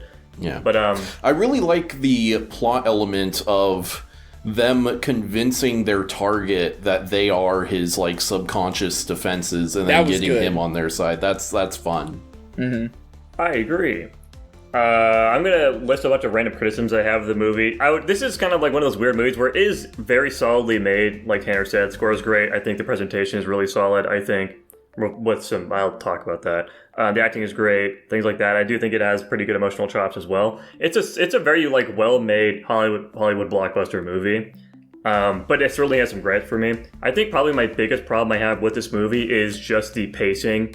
It is so fucking fast, and it never really feels like it stops. Even with moments that are supposed to be more emotional, it feels like it's just everything's just happening so quickly, and there's like very little time to breathe in a lot of moments, and it took me out of some scenes, unfortunately. Especially like near the end, where like the pacing, it's also with the editing as well. They're just cutting, like Dylan said, back and forth constantly. They last like 2 seconds max on most of these fucking shots. Like, they're just constantly cutting, cut. And I just wasn't really a big fan of it. It just isn't the presentation style that I like. It's just way too fucking quick. I don't know. It made it feel a little artificial to me, which maybe sounds harsh, but that's just kind of how it felt. And I think the pacing works in its favor in some aspects, but like, and then not so much in others. Like, for example, near the end of the movie, when they've got so much happening on like 3 different ends of like the dude trying to set up the kick in the second dream, the guy falling off the bridge or still trying to evade people in the first, and then them trying to, you know, actually like get into the safe in the third one. I think all of that coalescing into like one big like chain reaction moment is really interesting, and I think the pacing works really well there, like cutting back and forth between the dreams. It makes it feel very tense and connected, which is absolutely what they were going for. But the problem is they keep up that exact same style of editing through the entire fucking movie when it's not necessary at all. And it's a little distracting. At least for me, it was a little distracting. A big, just like, I don't know if you'd even say this is a plot hole, but you guys, I can get some feedback on it. In the third dream, when our main character is asking the architect girl to know if there's like any like hidden pathway or like shortcuts in the maze, why not just have her tell the fucking people that need the information? Why tell the loose cannon with the fucking demon subconscious that's in here trying to thwart us anything? The whole ending sequence of they're even needing to go back into limbo only happened because she told him for no fucking reason. He didn't need to know. It's completely irrelevant that he knew, and it only sabotages them. It's completely fucking pointless. And I don't even know why he would want to know himself. He knows that he's a fucking loose cannon. He's very aware of that fact, so I don't know why. It just seems like a plot convenience, and it just kind of took me out of it a bit as well. And also, just with a lot of the third dream, it was really fucking messy. There's a lot of shit going on in the snow with a lot of people that look the same because they're all just wearing white outfits, and I didn't really know what the fuck was going on. most of the time, just a lot of like action scenes without a lot of context. I'll say I got there in the end, and I do think the finale of the third dream with the guy reaching the conclusion with his father was nice, but it all felt really fucking messy. And I honestly was just expecting a lot more from this movie, unfortunately. I just expected a lot more and was left a little wanting. Yeah, that was a massive problem for me too. I will say to that end, this is my second time viewing this. I enjoyed it substantially more on my second viewing than I did on my first, and I feel like after my first viewing, I had a lot of similar problems to you guys. Okay. What do you think changed with the second viewing? Probably having to spend less brain power making sure I understood where everyone was and what was going on, like being able to connect with the emotional beats and the character arcs more. But I don't think that was particularly an issue on my viewing. Yeah, I think I had the gist of it for the most part. Yeah. If anything, I think honestly the biggest thing that I was confused about with the movie was just the limbo bullshit, because they made it sound like you would basically get sent to the fucking void, but no, like you can like and then it wasn't. exist there, and like the dude got sent to fucking our main character's limbo world that he created, which I guess like they know relates both of their minds, but it just kind of confused me. Like Nico said a bit, it made it sound like it was much bigger of a risk than it actually was, but maybe it is still a big risk. Maybe they did never come out, which is like also kind of leading back into our initial discussion about the ending. That would be smart, yeah. But we were just, looking past it. I do like the time loop thing, like the loops back to the beginning of the movie. I think that was fun. Yeah, I like that a lot. I saw that and I pogged a little bit, but yeah, no, I'd agree with your whole... I kind of ignored it, I guess. But yeah, the whole where it's like, he knows he can't know, she knows he can't know, she knows why he can't know. And then he's just like, after she's like, yeah, there's a vent system, he's like, okay, tell him. And I'm like... Maybe that was himself trying to really fight to just go back and see that wife. Maybe he was trying to orchestrate them failing so that he could get sent back into limbo. Yeah, maybe. As far as limbo is concerned, real quick, so you can just die in limbo and wake up, right? I believe they said if you die in limbo, you die. But like that's how him and his wife originally got out. Correct, I don't know what to make of that. And like, doesn't he shoot Sato to get him out? I think part of it might be once you're sane enough or you've spent enough time in limbo, like once you can kind of rationalize where you're... I don't know how to explain that one. I feel like I think there's something we're missing that makes sense, Limbo but I'm sucks. not totally It's sure. a bad idea. Just make them die. They do kind of gloss over it. So maybe bad on the movie's part. I didn't pay attention enough to mind it, obviously, so... Still a very entertaining movie. I like my time with this movie a lot. It's very fast-paced and never left me bored or anything, but the editing certainly did take me out of it a bit. I did not cry. I certainly would... I teared up a little bit on the very first, emotional scene of him trying to, talk his wife down from killing herself. I think they did that very well, and I think the score, Tanner had mentioned before, really complements those types of scenes really well. But then, we get back to, the second big emotional scene, I would say, where he's trying to, I guess, convince himself and his subconscious version of his wife in limbo that, it's over. And then, in the middle of this, big, intense, climactic finale, they're, also still fucking flashing back to other, dream sequences and shit. It's like, dude, just give yourself some room to breathe here for this scene, It's a double-edged sword. Personally, it didn't really make me too weepy at all. I'd say that really any of the stuff with the wife I didn't particularly care about all that much. The biggest emotional pathos I got was from the son opening the safe and finding the little pinwheel in there. Even that was that's nice. And that was fake too. That was him fabricating shit in his mind. That was them planting. I will say, I think probably the most clever aspect of this movie was just the way they work in their plan really fluidly into the scene. They're not specifically telling us what they're... I mean, they do a bit, but for the most part, they're being pretty subtle about how they're actually executing the plan, even though they give us a lot of context prior to them starting it, which I thought was cool. It felt pretty natural the way they were convincing this dude to go through this whole ordeal. I didn't feel like that was really that contrived when there was other things in the movie that took me out of it. Honestly, probably one of the most contrived aspects of the movie was just, the whole reason they were in any danger in the first place was because one guy didn't do enough research of some dude training his subconscious to fight back against mind attacks or something. Literally none of this movie would have been like anything at all. Obviously that's kind of the fucking point. But like the only reason they were in any danger is because of this guy's fucking subconscious. Everything else would have been a fucking cakewalk, frankly. Because they don't really give us a ton of time about the actual like planning of what they're doing. They've got like a general idea. They show like some brainstorming sessions. We know they're doing it, but like we're not really part of like the process at all. And frankly, I'm glad for that, because the movie is long as shit and it's so fucking fast still. I don't even know how they would integrate that into the plot. It's just weird. I don't know. I'm a huge fan of seeing heists set up and then it all just kind of goes, you fire off and it's just go, go, go.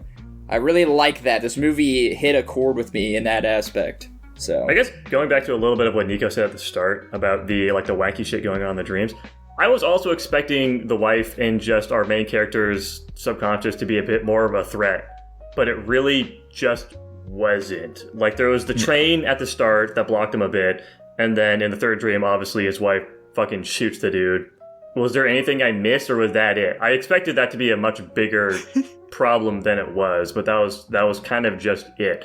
It was mostly just them getting shot by fucking military men as part of the dude's subconscious, and that was really like the large challenge they were facing. I don't know if I could have asked for more from this movie, but I guess it kind of would have been an interesting concept for her to like not hijack the guy's subconscious, but like be like the tactful leader of the military subconscious and all that. Just a more present threat. Yeah, like to be there, like, because I don't think she was present in the second dream like at all. I think quite frankly we spent the lead. Yeah, the second drill is mostly just action sequence for the other dude. Which, frankly, those are probably some of my favorite scenes in the movie. I fucking loved watching that dude dismantle shit and, like, planning and wrapping him up, playing C4 in different ways. I thought that was fun. I really liked that part. Yeah, I thought everything with Joseph Gordon-Levitt was really solid. Particularly when it's like, gravity no longer exists. How's he going to do the kick now? And he figures out a way to do that with the elevator. I thought all of that, very solid stuff. Very fun and creative, yeah. This shit seems like it would make a good video game. There has to be one. There's no way there's not. There isn't. Like, it just seems like it's perfectly set up to be that way. Where it's like, you have like all your different classes for like your operatives. You're like pulling off a heist or something. Seems like a good Payday-esque sort of thing. I can see it. I like this movie a lot. I think the best part of the movie is the concept in the world they build, and I just don't think they executed on it as well as I would have liked. But maybe I'm trying to make them make a movie that they didn't intend to make, and that's just the problem. Nothing you can do about that. I agree with you wholeheartedly, Jackson. I don't care that they didn't make a film. I do care that they didn't make a film that I wanted them to make. They should have done that instead of making this. Make a film I want. I suppose one thing that could have very easily this is the last thing I'm going to say, very easily could have gotten out of control, because we did kind of see it when they're under fire in the warehouse, and the guy's like trying to shoot things with the scar or whatever, and the other guy's like, you got to think bigger, and he whips out a fucking grenade launcher, presumably just because he can think it up. And then also, that guy is the only guy who's capable of like disguising himself as other people. That's what I'm saying again with the video game, dude. Everyone has their own thing. Yeah, you have all the different classes here. Like, if people can just conjure a different persona and then fabricate weapons out of thin air, surely that doesn't draw the attention of the subconscious. But, like, why can't we have, like, oh, we need a shield, or we need a wall, or, like, to be people being shot at so they get, like, a riot shield or whatever. Like, that's kind of just smaller stuff like that. Like, don't go out of control to where it's like, these people are omnipotent gods, much to Leonardo DiCaprio's description of him and his wife in their world. But, like, It's almost like The Matrix. You can kind of just be like, yeah, I have this now. I can do this. I kind of see what you're saying, though, Nico. Oh my god, apparently an Inception video game was something Christopher Nolan wanted to pursue, but it just never happened. Damn. What a unfortunate. bummer. Even Nolan can't make everything happen. I don't know why, but Christopher Nolan and James Cameron exist in a very similar mind space for me, and so I mix them up sometimes. Dude, yeah. Christopher Nolan makes me think of Nolan North for no reason in particular. I think it's because they both have Nolan in their names. Nah, dude, fucking no way. Are we ready to rank then? Yeah, I think so. Obviously, I'm sticking at my S+. I respect it. I'll keep my A+. I'm probably going to go with the lower of my two and say an A-. Like, I had fun with this movie, but it definitely did leave me a bit disappointed. Maybe, who knows, maybe I'll like it a lot the second time around. It's impossible to say. I'm going to be sticking with my B+. I never heard you kept getting talked over, Dylan. I'm assuming you're sticking at your rank of an A+. I am. I kept getting talked over here. Harumph. It lands at an A+ overall. Pretty good rank. Let's go. Wow. Guys, All right, what picking? fuck-ass movie you guys picking? Movies, guys. To kick off a new theme, I am selecting the 2019 film, The Jesus Rolls. What the fuck is that? We'll just have to wait and find out. Oh my god. Jesus Rolls? That sounds... It's a spin-off of The Big Lebowski. What? It's rated horribly. Oh my god. I'm gonna be picking Mulholland Drive. Mulholland Drive? Yeah. How the fuck do you even spell that? What a coincidence. That's one of Django's favorite movies. Whoa! I picked Whoa. it just for him. Anyways, we also have our Patreon pick this week, which was, of course, the 2006 film Curious George, as requested by Steve Harvey's Ghost. Thank you for the request. We have an amazing spread this week, it looks like. We sure do. I know nothing about two of these movies. And if you too would like to request a film, just like our wonderful patron, who was that? Was it Hunter, I'm assuming? Yeah. Hunter did, then you can listen to exactly what Dylan is going to tell you right now. Ah, shit. Okay, for $1 a month, you get access to our Discord, which allows you to talk to us, request topics, and request movies just like Hunter did. It also gets you 500 slime coin for the slime bot that Jackson made. It gets you access to the pre-guap, the show that happens before the main event. It gets you access to the episodes whenever they go up sometime during the week. And last, and certainly not least, you get your name read off at the end of every episode, just like I'm about to do. Thank you so much to Irish Wristwatch, Ellen Page's Final Inception, Slayed by Jay, Blake, Netagant, Lavaskin, Top Ramen Man, Adam Driver Adlib, Tutbot, Lucas Ledette Hunter, and Jacob Edwards. Thank you guys also very much. That's right, folks. Thank you so much for watching. I hope you enjoyed. If you did, feel free to like, comment, subscribe, ring that bell, and we'll be seeing you next time. Bye-bye. Bye. Later. Bye.